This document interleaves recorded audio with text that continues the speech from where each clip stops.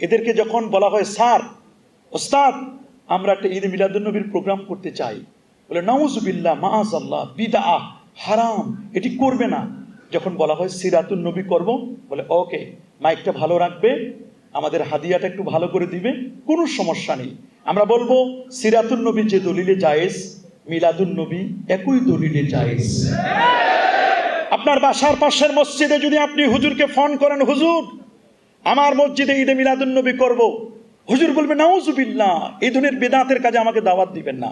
যদি আপনি বলেন যে স্যার এটি জাতীয় মসজিদ বাইতুল মুকাররমের 15 দিন ব্যাপী পক্ষকাল ব্যাপী ঈদে মিলাদুন নবী মাহফিল হবে, আপনার জন্য কোন ডেটটি রাখবো, বলে ভালো দেখে যেদিন মানুষ মজমা হবে জমা হবে সেই দিনটা আমার জন্য রেখে দিবেন, মাইকটা যেন ঠিক থাকে, আর স্বাভাবিক যে হাদিয়াটা দেয় ওই দিন একটু আমার হাদিয়াটা বাড়ায় দিবেন, আমি যথাসময়ে চলে আসবো, কোনো প্রবলেম নাই। আপনার মসজিদে করলে না জায়েজ হয়, মৌলভীবাজারের কোনো কেন্দ্রীয় মসজিদে করলে না জায়েজ হয়, ঠিক সেম টু সেম জিনিসটি জাতীয় মসজিদে গেলে অটোমেটিক সুইচটা অফ থাকলে ওটা অন হয়ে যায়, বেদাত আর থাকে না, না জায়েজটা নাটা উঠে যায়, জায়েজ হয়ে যায়। বাংলাদেশের কোন ভূখণ্ডে যদি তাদেরকে দাওয়াত দেওয়া হয় ঈদে মিলাদুন নবীর কথা, নাউজুবিল্লাহ মাশাআল্লাহ বিদআত বিদআত, যাবে না এটা করা। দেশ ছেড়ে যখন বিদেশের গণ্ডি, দেশের গণ্ডি ছেড়ে যখন আরেকটি দেশে চলে যায় তখন এটি জায়েজ হয়ে যায়, কারণ এটা জায়েজ করে ডলার। কি জায়েজ করে? ডলার জায়েজ করে।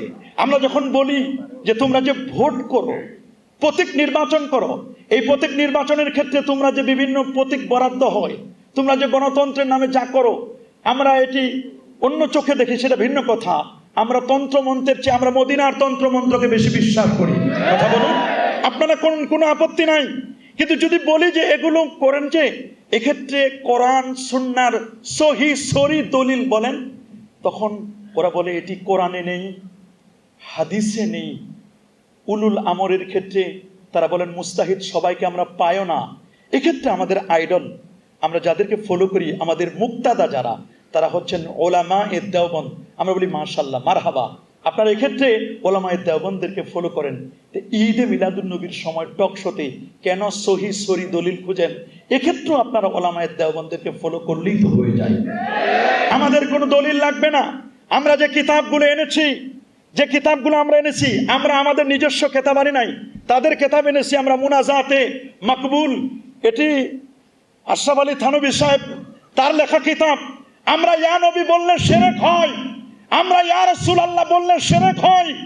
যখন মুনাজাতে মাকবুলের মধ্যে আগেসনি ইয়া রাসূলুল্লাহ, তিনি যখন থানা ভবন থেকে আগেসনি ইয়া রাসূলুল্লাহ, ইয়া রাসূলুল্লাহ যদি থানা ভবন থেকে বলা যায়, মৌলভীবাজার, সিলেট, পৃথিবীর যে কোনো প্রান্ত থেকে ইয়া রাসূলুল্লাহ বলতে কোনো বাধা নাই। ওরা আমাদেরকে দলিল দেয়, কই ইয়া নবী এটা নির্দিষ্ট হলো না। কিন্তু দুঃখ লাগে, আমরা যাদেরকে মনে করতাম যে কওমি মাদ্রাসায় পড়াশোনা করলে এরা কাওয়ায়েদ সম্পর্কে মনে হয় একটু ভালো জানেন, অভিধান সম্পর্কে ভালো জ্ঞান আছে, আমরা এমনটি মনে করতাম, এরা দুইটি জায়গায় ফেল করলো। একটি হলো মিলাদ শব্দটিকে কেন্দ্র করে। অবাক লাগে, এরা যদি তিরমিজি শরীফটি পড়তো, আমার কাছে এই তিরমিজি কিতাবটি আছে, 2য় খণ্ড 203 পৃষ্ঠা। এটা ফুলতলি সাহেব কেবলা লেখেন নাই, এটা সারসিনা দরবার থেকে লেখা হয় নাই।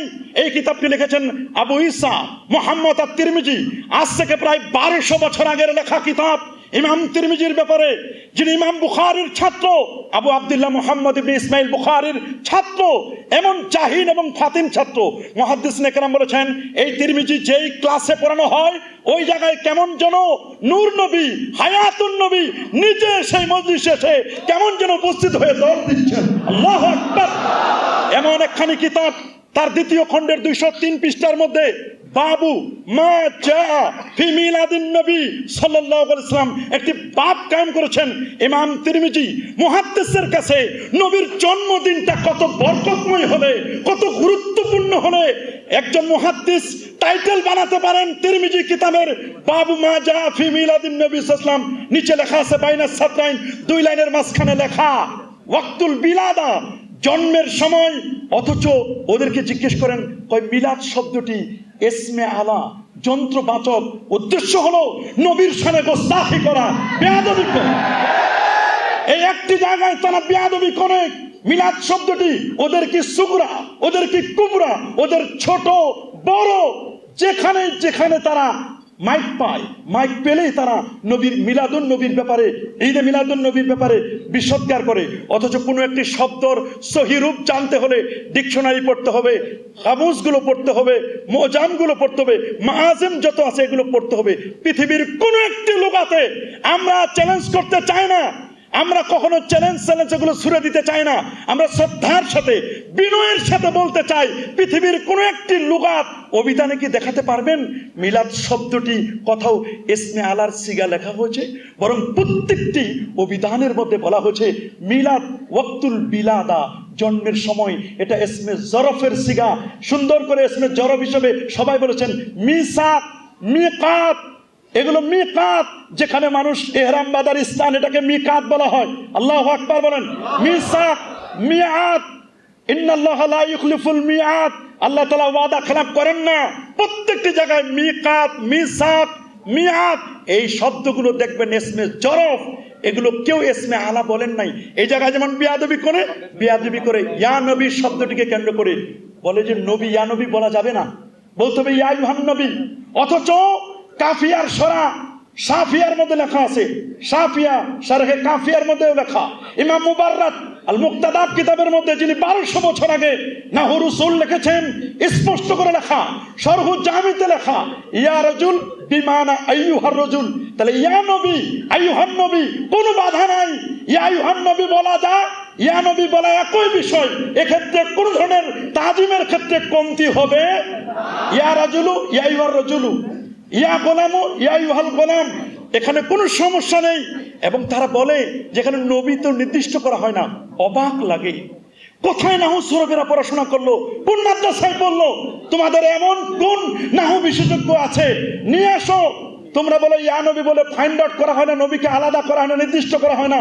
অথচ মারেফা 7 প্রকারের মধ্যে লেখা আছে নাকারের আগে হরফে নেদা আসলে এটা মুআররাব বিন নেদা, হরফের নেদা দ্বারা এটা নির্দিষ্ট হয়ে যায়। আল্লাহু আকবার। যখন নবীর আগে ইয়া শব্দটি আসে, সাথে সাথে এটা আর অন্য কাউকে বোঝানো হবে না, নবী নির্দিষ্ট হয়ে যায়। এছাড়া আল্লাহ কোরআনে কত জায়গায় রাসূল শব্দটা নাকেরা হিসেবে ব্যবহার করেছেন।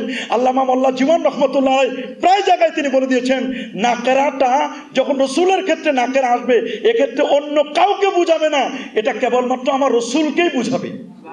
আল্লাহু আকবার বলেন। তো ইয়া নবী নিয়ে তারা একটা ফাইজলামি করে এবং মিলাদ শব্দটিকে কেন্দ্র করে তারা এ ধরনের কথা কিন্তু বলে। আমি আপনাদেরকে দলিলগুলো শুধু স্মরণ করে দিতে চাই। আমরা যে দলিলগুলো পেশ করি সেই দলিলগুলোর মধ্যে পবিত্র কোরআন থেকে যে দলিলটি আমরা দিয়ে থাকি, প্রথম দলিলটি সেটা হচ্ছে সূরাত ইব্রাহিমের 5 নম্বর আয়াত, ওয়াদাক্কিরহুম বিআইয়ামিল্লাহ। এখানে ইবনে আব্বাস রাদিয়াল্লাহু তাআলা আনহু তাফসীর করেছেন, ওয়াদাক্কিরহুম বিআইয়ামিল্লাহ আই বিনিআমিল্লাহ। কোন একটি দিবসে যদি আল্লাহর পক্ষ থেকে নিয়ামত আসে, সেই দিবস সমূহ, আল্লাহর দিবসগুলোকে তোমরা স্মরণ করিয়ে দাও। ওয়াযাক্কিরহুম, তোমরা তাদেরকে স্মরণ করিয়ে দাও বিআইয়ামিল্লাহ, আল্লাহর দিবস সমূহ। ইবনে আব্বাস রাদিয়াল্লাহু তাআলা তাফসীর করেছেন বিনিআমিল্লাহ দ্বারা, বিআইয়ামিল্লাহ দ্বারা বিনিআমিল্লাহ উদ্দেশ্য, মানে যেই দিবসে আল্লাহর পক্ষ থেকে নিয়ামত আসে। আপনারা বলেন, আমার নবী যেদিন পৃথিবীতে শুভাগমন করলেন, এটি কি আল্লাহর দিবস নয়? নবীর চেয়ে বড় নিয়ামত কি পৃথিবীতে আর কিছু আছে? কখনোই না। আমার নবীর চেয়ে আর কোন নিয়ামত হতে পারে না। তাহলে আমার নবী যেদিন পৃথিবীতে শুভাগমন করলেন, সেই দিবসটিকে আমরা স্মরণ করতে পারি না? একটি দলিল দিয়ে থাকি আমরা। দ্বিতীয় আরেকটি দলিল দিয়ে থাকি সূরাতুল হুদের 120 নম্বর আয়াত। আল্লাহ পাক রব্বুল আলামিন বলেন, ওয়া কুল্লান নাকুসু আলাইকা মিন আমবাইর রুসুল মা নুসাব্বিতু বিহি ফুয়াদাক।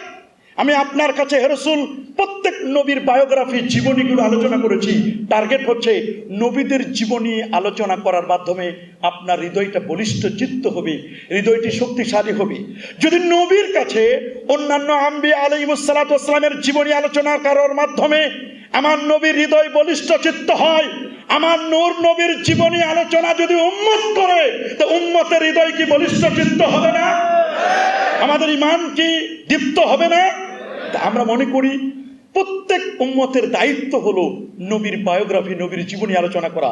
3 নম্বর যে দলিলটি আমরা দিয়ে থাকি সেটি হচ্ছে সূরাতু আলে ইমরানের 81-82 নম্বর আয়াত, ওয়াইজ আখাযাল্লাহু মিসাকান নাবিয়্যিন। আল্লাহ আমার নবীকে নিয়ে আলোচনা করেছে রূহের জগতে, নবীদের সেমিনার করেছেন উপরে। আল্লাহ যদি নবীদের সেমিনার করতে পারেন, আমরা কি জমিনে আমার নবীকে কেন্দ্র করে আমরা মানুষদেরকে নিয়ে সেমিনার করতে পারি না? 4 নম্বর যে দলিলটি আমরা দিয়ে থাকি সূরা ইউনূসের 58 নম্বর আয়াত, কুল বিফাদলিল্লাহি ওয়া বিরহমাতিহি ফাবিযালিকা ফালইফরাহু হুয়া খায়রুম মিম্মা ইয়াজমাউন। ইবনে আব্বাস রাদিয়াল্লাহু তাআলা আনহুমা তাফসীর করেছেন, ফাদলুল্লাহ দ্বারা উদ্দেশ্য হলো কোরআন, সুবহানাল্লাহ, ইসলাম, কোরআন। আর রহমত দ্বারা উদ্দেশ্য হলো নূর নবী মুহাম্মদ সাল্লাল্লাহু আলাইহি ওয়াসাল্লাম। এটা তাফসীরুল কোরআন বিল কোরআন। আরেকটি জায়গায় তাফসীর হয়েছে ওয়ামা আরসালনাকা ইল্লা রাহমাতাল লিল আলামিন। তাহলে আমরা এই কয়েকটি আয়াত শুধু ইন্ডিকেট করে দিয়ে যাচ্ছি। আমরা লাকাদ মান্নাল্লাহু এই আয়াতটিও আমরা কোট করি এই ঈদে মিলাদুন নবীর দলিলের জন্য আমরা কোট করে থাকি। লাকাদ জাআকুম রাসূলুম মিন আনফুসিকুম এই আয়াতটাও আমরা কোট করে থাকি। আমরা রব্বানা ওয়া বা'স ফীহিম রাসূলা এই আয়াতও আমরা বলি, ওয়া মুবাশশিরাম বিরাসূলিন ইয়াতি মিন বাদি ইসমুহু আহমদ এই আয়াতটিকেও আমরা কোট করে থাকি। ঈদে মিলাদুন নবীর দলিলের ব্যাপারে আমরা বলি উযকুরু নি'মাতাল্লাহি আলাইকুম ওয়া আম্মা বিনি'মাতি রাব্বিকা ফাহাদ্দিস। ইমাম বুখারী তাফসীর করেছেন আল্লাযিনা বাদদালু নি'মাতাল্লাহি কুফরা। ইমাম বুখারী তাফসীর করেছেন সবচেয়ে বড় নিয়ামত হলেন আমাদের প্যারা নবী রাসূল করিম সাল্লাল্লাহু আলাইহি ওয়াসাল্লাম। আমরা আরেকটি আয়াত কোট করি যেটি সূরাতুল হজ্জের মধ্যে আসে, ওমা ইউআযযিম শাআইরাল্লাহ ফাইন্নাহা মিন তাকওয়াল কুলুব। এখানে মুজামু শাআইরিল্লাহি আরবা। শাহ ওয়ালিউল্লাহ মুহাদ্দিস দেলবি রাহমাতুল্লাহ আলাইহি হুজ্জাতুল্লাহিল বালিগার মধ্যে বলেন সবচেয়ে বড় শিয়ার হচ্ছে 4টি। 1 নম্বর হচ্ছে কালামুল্লাহ, দ্বিতীয় হচ্ছে নবীউল্লাহ, 3 নম্বর হচ্ছে বাইতুল্লাহ, 4 নম্বর হচ্ছে আসসালাতু লিল্লাহ। তো নবী যদি শিয়ার হয়, আল্লাহ তো বলেন শিয়ারগুলোকে তোমরা তাজিম করো। ঈদে মিলাদুন নবীর মাধ্যমে অবশ্যই আমার নবীর তাজকিরা হয় কি হয় না? নবীর তাজিম বৃদ্ধি পায় কি পায় না? আরেকটি আয়াত আমরা বলি ওয়া তুআসসিরুহু ওয়া তুআক্কিরুহু ইয়া আইয়ুহান নাবিয়্যু ইন্না আরসালনাকা শাহিদাও ওয়া মুবাশশিরাও ওয়া নাযীরা লিতুমিনু বিল্লাহি ওয়া রাসূলিহি তুআক্কিরুহু ওয়া তুআসসিরু। আয়াতটিও আমরা কিন্তু কোট করে থাকি। এতগুলো আয়াতের মাধ্যমে সরাসরি যদি থাকতো তাহলে তো কোনো ইখতিলাফ নয়, হয় ইবারাতুন নাস, ইশারাতুন নাস, দালালাতুন নাস, ইক্তিদাউন নাস, যে কোনো একটির মাধ্যমে আমরা এখানে বলি যে এখানে ইঙ্গিত আছে যে আল্লাহর হাবিবের তাজিম তাওকীরের জন্য আমরা ঈদে মিলাদুন নবী উদযাপন করে থাকি। আমরা হাদিস মোবারকা থেকে কয়েকটি হাদিস আপনাদেরকে বলবো। প্রথমে আমরা বুখারী শরীফের সেই হাদিসটি বলি যেটি 6101 নম্বর হাদিস, কিতাবুন নিকাহ। কাট্টা কাফের আবু লাহাব তার দাসী সুয়াইবিয়াকে আযাব করার কারণে তার কবরের আযাবকে আল্লাহ তাআলা হালকা করে দিয়েছিলেন। যদি একজন কাফেরের কবরের আযাব যদি হালকা হয়, নবীর জন্মে খুশি আনন্দে আতিশয্যে দাসী আযাব করার কারণে যদি কাফেরের আযাব হালকা হয়, আমরা যারা ঈমানদার মুমিন আল্লাহর প্রতি ঈমান এনে নবীর তরিকা মতো চলে আমরা যদি নবীর সামনে মিলাদুন নবী করে কবরে যাই, আমাদের কবরে আযাব হালকা হতে পারে না? এটা আমরা বুখারী শরীফের একটি হাদিসকে আমরা দলিল দেই। দ্বিতীয় যে দলিলটি আমরা পেশ করি সেটি হচ্ছে সহিহ মুসলিম শরীফ। বুখারী শরীফের পরের যার স্থান সহিহ মুসলিম 1162 নম্বর হাদিস, 364 পৃষ্ঠা, প্রথম খণ্ড। আন আবি কাতাদা আল আনসারী রাদিয়াল্লাহু তাআলা আনহু আন্না রাসূলুল্লাহ সাল্লাল্লাহু আলাইহি ওয়াসাল্লাম সুইলা আন সাওমি ইয়াউমিল ইসনাইন। নবীজিকে জিজ্ঞেস করা হলো সোমবার দিন রোজা রাখা সম্পর্কে। নবীজি বলেন ফিহি উলিদতু, তোমরা সোমবারে রোজা রাখো, এদিন আমি নবীর জন্ম। ফিহি আমুতু, এদিন আমার ইন্তেকাল। আল্লাহু আকবার বলেন। সর্বপ্রথম ওহী আমার উপর নাজিল হয়েছে। আমি আপনাদেরকে বলতে চাই নবীর জন্মদিনে নবী তার জন্মদিনটিকে সেলিব্রেট করেছেন রোজা পালনের মাধ্যমে। তবে দুঃখ লাগে, ওরা বলে নবীর জন্ম তো 12ই রবিউল আউয়াল মেনে নিলাম, ওই দিন তো তার ইন্তেকালও হয়, তো জন্মে তোমরা খুশি হবে, ইন্তেকালে তো তোমরা বেজার হওয়ার কথা। অথচ নিজেরা তাদের মা বাবা মারা গেলে ওরা কখনো মৃত্যু দিবস পালন করে না, অথচ নবীর মৃত্যু দিবসে শোক পালন করার জন্য ব্যস্ত হয়ে যায়। কথা বলেন, উদ্দেশ্য কিন্তু শোক পালন নয়, উদ্দেশ্য কিন্তু অন্যটি। ওরা বলে খাইলে দোয়া করা যাবে না, দোয়া করলে খাওয়া যাবে না, যেদিন দোয়া করবে ওদিন খাবে না, আর যেদিন খাবে ওদিন দোয়া করবে না। এই যে উদ্দেশ্য হলো নবীকে নিয়ে যেন আমরা আলোচনা না করি। নিজের মা বাবার মৃত্যুবার্ষিকী পালন করে না, নবীর মৃত্যুবার্ষিকী পালন করার জন্য ব্যস্ত হয়ে যায়। কথা বলে, উদ্দেশ্য কিন্তু অন্যটি। যেখানে নবী বলছেন ইন্না হায়াতি ওয়া মামাতি খায়রুল লাকুম, আমার বেঁচে থাকা এবং আমার ইন্তেকাল দুটাই তোমাদের জন্য কল্যাণকর। সুতরাং নবীর ইন্তেকালের প্রায় 1500 বছর হয়ে যাচ্ছে, আমাদের জন্য কোনো শোক নাই, কোনো শোক নাই। কথা বলেন। 3 নম্বর যে হাদিসটা আমরা কোট করি যেটি হচ্ছে সুনানু আবি দাউদে যেমন হাদিসটা আছে, মুসনাদে আহমদে আসে, বাইহাকি এবং শরহ সুন্নাহর মধ্যে আসে, সহিহ হাদিস। আল্লাহু আকবার বলেন। সহিহ হাদিস যেটি ইরবাদ ইবনে সারিয়া রাদিয়াল্লাহু তাআলা বলেন, সামি'তু রাসূলুল্লাহ সাল্লাল্লাহু আলাইহি ওয়াসাল্লাম ইয়াকুল, আমি আল্লাহর নবীকে বলতে শুনেছি, আল্লাহর হাবিব বলেন, ইন্নী আবুদুল্লাহ, আমি হচ্ছি আল্লাহর বান্দা, ওয়া খাতামুন নাবিয়্যিন, আমি সর্বশেষ নবী, ওয়া ইন্না আদামা লামুনজাদিন ফি তিনাতিহি, আমি নবী তখন নবী আদম যখন মাটি আর পানির মধ্যে ঘোরাঘুরি খাচ্ছিল। নবীজি নিজের জন্ম বৃত্তান্তের কথা বলছেন, তোমরা শুনে নাও, ইন্নী সাউহাদ্দিসুকুম আন দাওয়াতি বিআবি ইব্রাহিম, আমার জন্ম বৃত্তান্ত তিনি ইব্রাহিম নবী থেকে শুরু করেছেন, আমি ইব্রাহিম নবীর দুয়ার ফসল। সুবহানাল্লাহ বলেন। নবী বলেছেন, আমি পৃথিবীতে নবী হয়েছি, রাসূল হয়েছি ইব্রাহিম নবীর দুয়ার বদৌলতে। রব্বানা ওয়াবাস ফীহিম রাসূলা, আমার দেশের মুফতি হয়, আলেম হয়, পীর হয়, বুজুর্গ হয়, তারা বলেন দোয়া লাগে না। বলে কি বলে না?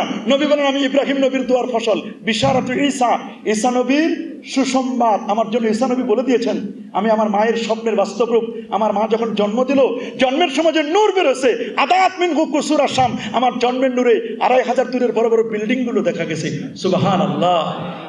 4 নম্বর যে হাদিসটি আল মুজামুল কাবির লিত তাবরানির, সেটি দুটো হাদিস কোট করবো আমরা। একটা হচ্ছে আম্মা জান আয়েশা সিদ্দিকা রাদিয়াল্লাহু তাআলা আনহা বর্ণনা করেছেন, 28 নম্বর হাদিস, তাযাকারা রাসূলুল্লাহ সাল্লাল্লাহু আলাইহি ওয়াসাল্লাম ওয়া আবু বকর মিলাদাহুমা, আল্লাহ নবী এবং আবু বকর রাদিয়াল্লাহু তাআলা তাদের মিলাদ, তাযাকারা মানে আলোচনা করলেন। তাদের মিলাদ যদি আলোচনা করা যায়, আমাদের মিলাদ, নবীর মিলাদ, এগুলো তারা আলোচনা করেছেন, আমরা উম্মত হিসেবে আলোচনা করতে পারি না। সর্বশেষ যে দলিলটি দিয়ে আমার বক্তব্য আমি শেষ করতে চাই, তা হলো এই সহিহ হাদিস, ইমাম সুয়ুতী এটিকে নকল করেছেন। তিনি বলে দিয়েছেন, যেটি আনাস বিন মালিক খাদিমুর রাসূল বর্ণনা করেছেন, ইন্না রাসূলুল্লাহ সাল্লাল্লাহু আলাইহি ওয়াসাল্লাম আক্কা আন নাফসিহি বাদামা বুইসা নাবিয়্যান, আল্লাহ নবী নবুয়ত পাওয়ার পরে তিনি ছাগল জবাই করে তিনি আকিকা করেছেন। আল্লামা সুয়ুতী বলেন, নবীর জন্মের পরে তার দাদা আব্দুল মুত্তালিব তো আকিকা করলেন। একটা মানুষের আকিকা তো ডাবল করা হয় না, আর আকিকা করা হয় জন্মদিনের শুকরিয়া স্বরূপ। সুবহানাল্লাহ। আপনাকে একটা সন্তান দিয়েছেন, তার শুকরিয়া তান 1 সপ্তাহ পর আপনি আকিকা করেন, তো জন্মের শুকরিয়া স্বরূপ আকিকা করা হয়। তো নবী 40-এর পর আকিকা করলেন, আকিকা তো ডাবল করা হয় না। এটার দ্বারা আল্লামা সুয়ুতী বলেছেন, আল হাবিলুল ফাতওয়া, আমাদের কাছে কিতাব মওজুদ আছে, তিনি বুঝাতে চেয়েছেন যে জন্মদিনে শুকরিয়া স্বরূপ নবীজি ছাগল জবাই করে, দুম্বা জবাই করে নিজের জন্মদিনের শুকরিয়া স্বরূপ তিনি মিলাদ করেছেন। সুতরাং এটি আমাদের জন্য মুস্তাহাব হবে, কোনো বাধা নেই। সর্বশেষ যে কথাটা আমরা বলবো, আগার সারাক্ত গরব হয়ে এক মাল কা আন্দার, যেটি ভারতের হায়দ্রাবাদের, যিনি 70,000 কবিতা থেকে একটি কবিতা প্রথম হলো নবীর ঈদে মিলাদুন নবীকে কেন্দ্র করে। আগার সারাক্ত গরব হয় এক মাল কা আন্দার, अगर आरस्त फरश पर दिरहम दिनार और बाहर से दुर्रे फालेज बाने कुहे तार और एक तरफ हो मेरे सैयद अबरार।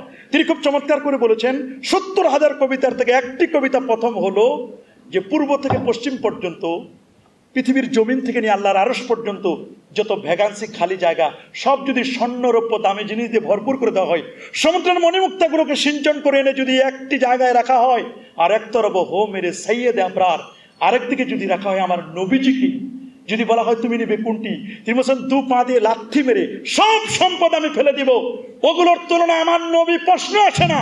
আমার নবীর 1000 বছর আগে তার জুতো মোবারকের তলায়, তার নালাইনের শরীফাইনের তলায় যে ধুলিকণাগুলো আছে, তার একটি ধুলিকণা যদি এক পাল্লায় রাখা হয়, আর গোটা পৃথিবীর সমস্ত সম্পদ আরশ থেকে জমিন পর্যন্ত স্বর্ণ রৌপ্য সমুদ্রের মণিমুক্তা যদি এক পাল্লায় রাখা হয়, আর নবীজির জুতা মোবারকের তলার একটি ধুলিকণা যদি আরেক পাল্লায় রাখা হয়, আমি এটাকে তুলে নিয়ে 2 ঠোঁটের মাঝখানে চুমু খেয়ে আমি আমার মাথায় তুলে নিব।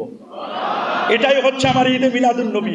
সেই ঈদে মিলাদুন নবী আমরা যেন পালন করি, এ নিয়ে কখনো বাড়াবাড়ি করব না, আমরা এটিকে মুস্তাহাব জানি। আল্লামা সাহেব কেবলা ফুলতুলি রহমতুল্লাহ আলাইহি এটার জন্য তিনি রক্ত ঝরিয়েছেন, তার সন্তানেরাও চেষ্টা করে যাচ্ছে। আমরা কখনো ফিতনাবাজ নই, আমরা হচ্ছি বাইনাল ইফরাত ওয়া তাফরিদ, বাইনা তাশবিহ ওয়া তা'তিল, আমরা মুতাদিল পর্যায়ে এবং আমরা মধ্যম পন্থায় কাজটি করে যাচ্ছি। যারা ঈদে মিলাদুন নবীকে কেন্দ্র করে নারী পুরুষের অবাধ বিচরণ, ঢোল তবলা, হ্যাপি বার্থডে টু মোহাম্মদ বলে নবীর জন্য চেয়ার ফিট করে রাখে, আমরা এই ধরনের ঈদে মিলাদুন নবী কখনো সাপোর্ট করি না। বরং যে মিলাদুন নবী যুগ যুগ ধরে সাহাবায়ে কেরাম, তাবিনে জাম, তাবুত তাবিন এবং ওলামায়ে কেরাম, মুহাদ্দিসিনে কেরাম যেভাবে উদযাপন করেছেন, আমরা ঠিক সেভাবেই নবীর তাজকিরা, নবীর বায়োগ্রাফির উপর আলোচনা করব। আল্লাহ তাআলা আমাদের সবাইকে নবীর সুন্নাহ মোতাবেক আমল করবার তৌফিক দান করুন।